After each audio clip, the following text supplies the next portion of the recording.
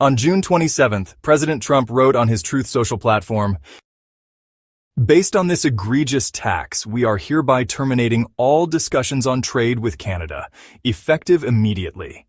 We will let Canada know the tariff that they will be paying to do business with the United States of America within the next 7-day period." He branded the digital services tax known as DST a direct and blatant attack on U.S. companies and warned of steep retaliatory tariffs if Ottawa did not withdraw the measure. On June 29th, Canada's Department of Finance announced it would suspend the DST, set to take effect June 30th, and introduce legislation to repeal the Digital Services Tax Act altogether. In our negotiations on a new economic and security relationship between Canada and the United States, Canada's new government will always be guided by the overall contribution of any possible agreement to the best interests of Canadian workers and businesses, said Prime Minister Mark Carney. Rescinding the digital services tax will allow the negotiations of a new economic and security relationship with the United States to make vital progress and reinforce our work to create jobs and build prosperity for all Canadians, added Finance Minister François-Philippe Champagne. Despite widespread dissatisfaction among Canadians with their government, Ottawa viewed the DST repeal as a constructive gesture to keep negotiations moving and resolve the dispute. Yet on July 10th, President Trump once again surprised Canada by announcing a new 35% tariff on most Canadian imports, including manufactured goods, effective August 1st, 2025. This raises the previous 25% rate and still exempts certain USMCA-compliant products, such as some auto parts and steel and aluminum covered under earlier agreements. Justification cited by the White House includes protecting U.S. manufacturing, penalizing Canada's stance on fentanyl smuggling, despite it accounting for only around 0.6% of U.S. seizures, and responding to Ottawa's retaliatory dairy tariffs. This move is part of a broader reciprocal tariffs strategy, also targeting Mexico and the EU at 30%, Japan and South Korea at 25%, and Brazil facing up to 50%. From premiers to union leaders to small business owners, condemnation has been swift. Critics on both sides of the political spectrum have described the tariffs as reckless, punitive, and an attack on North American economic stability. Despite mounting pressure to retaliate publicly, the Government of Canada has so far withheld any direct countermeasures.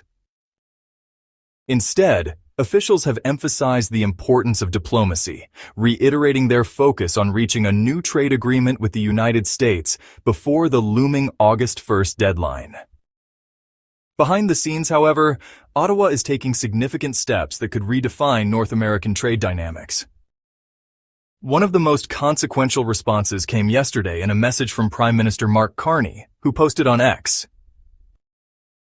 "We're focused on building stronger Canadian industries to create more high-paying careers across the country. To do that, we're bringing in a new policy that will give Canadian companies better access to federal government contracts and will restrict companies from countries that limit access to Canadian suppliers to their federal contracts." This marks a clear pivot in Canada's trade posture. While the government avoids framing it as direct retaliation, the new policy on reciprocal procurement amounts to a functional ban on American companies bidding for Canadian federal contracts, unless the U.S. restores reciprocal access for Canadian firms. The policy also opens more opportunities for domestic suppliers and trusted trade partners, effectively closing one of the world's most open public procurement markets to U.S. firms. Sources close to the negotiations say Ottawa is matching pressure with leverage, using Canada's vast procurement market, estimated at over $25 billion annually, as a bargaining chip in high-stakes talks. The new procurement restrictions, combined with pending tariff adjustments, supply chain protections, and sector-specific safeguards, suggest that Canada is preparing a full-spectrum economic defense, even if it avoids public confrontation. Let's take a closer look at the details of Canadian government's announcement yesterday regarding these new measures. Today, Joel Lightbound, Minister of Government Transformation, Public Works and Procurement, announced the implementation of a new interim policy on reciprocal procurement. Under this policy, suppliers from countries that restrict Canadian access to their government contracts may now be barred from bidding on Canadian federal contracts.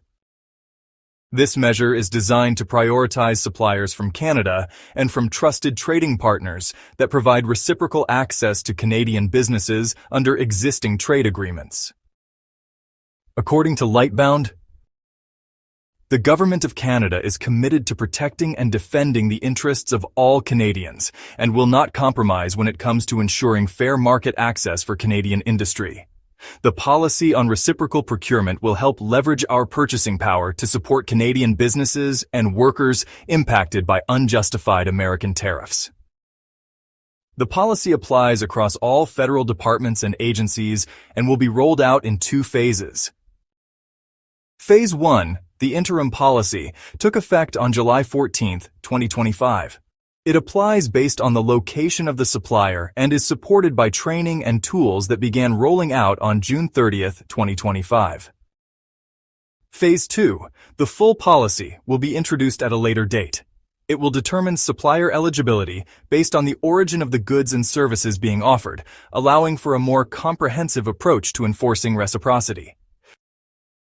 In addition to this policy, the government is actively exploring further measures to increase the use of Canadian steel and aluminum in federally funded projects, in coordination with provinces and territories. These actions build on earlier commitments to ensure inclusive access for Canadian industry to government projects. Canada's new government has a clear mandate to build the strongest economy in the G7. While negotiations continue on a new economic and security partnership with the United States, the government remains firmly committed to defending Canadian jobs, industries, and long-term competitiveness. To strengthen its response to recent U.S. trade actions and ensure the continued resilience of Canadian industries, the Government of Canada is implementing a coordinated set of economic measures. Beginning on July 21, 2025, Canada will adjust its existing counter-tariffs on U.S. steel and aluminum products. These adjustments are aligned with the progress made in broader trade negotiations with the United States and reflect Canada's ongoing commitment to fair and balanced trade relations. In parallel, the government has already begun implementing reciprocal procurement policies as of June 30, 2025. These policies limit access to federal procurement opportunities to Canadian suppliers and to reliable international partners who offer reciprocal access to Canadian businesses under established trade agreements. The intent is to ensure Canadian companies are treated fairly in global procurement markets. At the same time, the government is actively exploring new opportunities to maximize the use of Canadian steel and aluminum in government-funded infrastructure projects, in coordination with provinces and territories.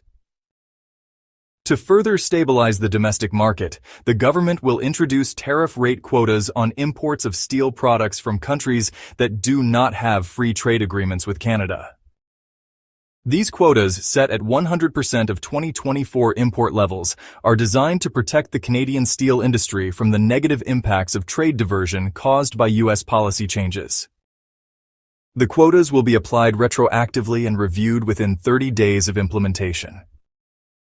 In the coming weeks, additional tariff measures will be adopted to address the global overcapacity and unfair trade practices that continue to challenge Canada's steel and aluminum sectors.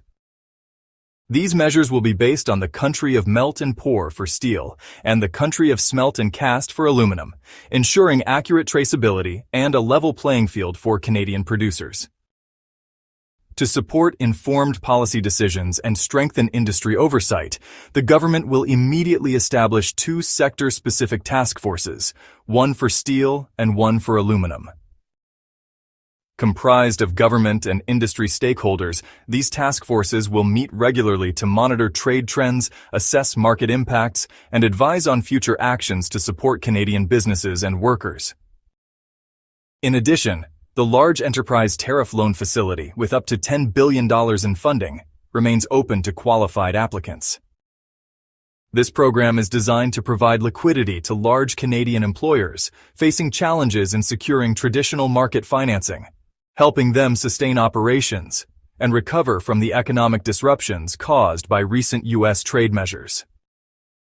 Together, these initiatives form a comprehensive and proactive strategy to protect Canadian workers, reinforce domestic industries, and preserve Canada's long-term economic strength in the face of international trade instability. The federal government remains ready to take additional actions as needed. It will continue to monitor developments closely and adjust its response in accordance with the evolving U.S. trade environment. In doing so, it will work in close partnership with provinces and territories to ensure regional needs and priorities are reflected in all national measures. By ensuring fair and reciprocal access to procurement opportunities, the Government of Canada is taking strong action to protect innovation, secure high-quality jobs, and drive economic growth. These efforts are part of a broader commitment to defending the interests of Canadians and building a unified, resilient economy, the strongest in the G7. Thank you for watching. As an independent channel, we don't have corporate backing. We rely on your support to keep going. If you found this video valuable, please give it a thumbs up and leave a comment below. It really helps more people find our work. Thank you so much for being part of our community. Check out